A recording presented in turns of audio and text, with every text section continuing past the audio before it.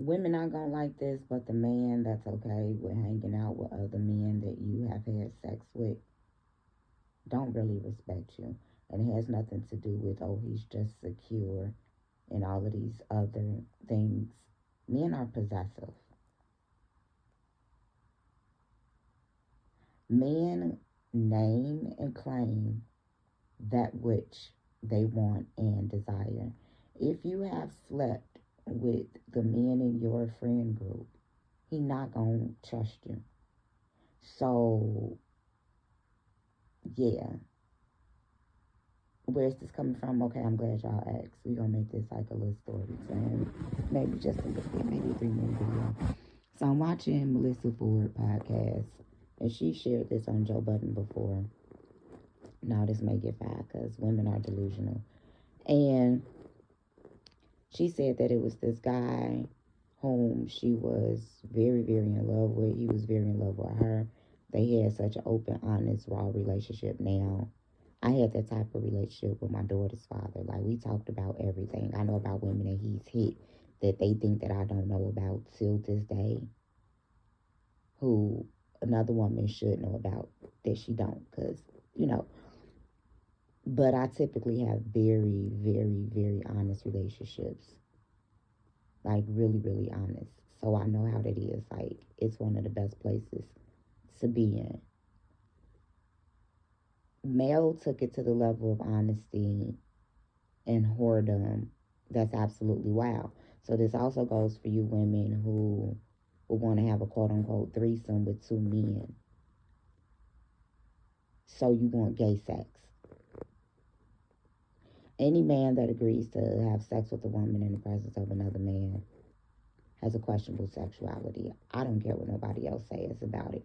And any woman that wants 2 penises at the same time, in my opinion, that's like the lowest level of boredom that you can desire. There have been women whom have been placed in that situation unwantedly so. If that's your fantasy, I understand. I don't get it. Me personally, I don't get it. So do be and ask her what's your biggest fantasy 5 minutes. And Mel tell him, you may get upset, woo, woo, woo, woo. And he's like, no.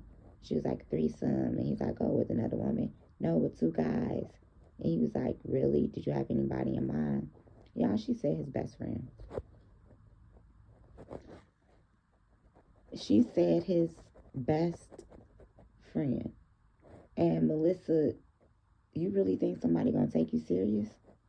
You for real? And somebody may. You're beautiful, you're highly intelligent. You're a bird though, mama. Like, you may be a peacock because you're proud about it. So he asked her, you want me to arrange that? There's no value in that relationship. This is also the man that let her go, well, was okay with her going outside, dressed very sexual. She would work the room and all this other stuff. And other guys would be like, asking her, dude, you don't have no problem with her dressing like that and interacting? And he was like, no, absolutely not. She coming home with me. Sounds good. In my opinion, a man that values you covers you. And the covering is not just financial. It's a spiritual covering. He washes you with the word. He's also going to want you covered to a certain extent and to be for his eyes only.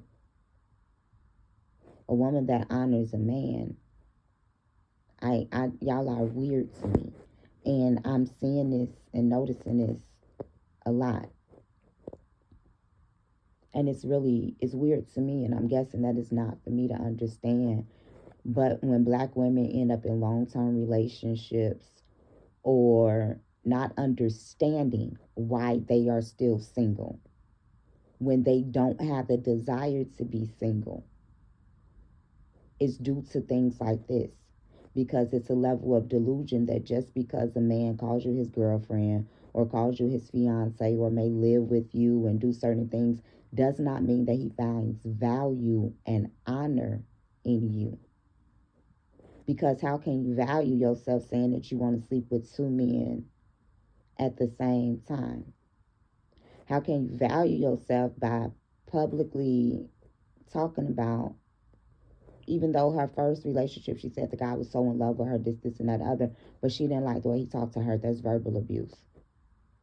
But she just wasn't into him like he was into her. But these other two relationships, she was into these men.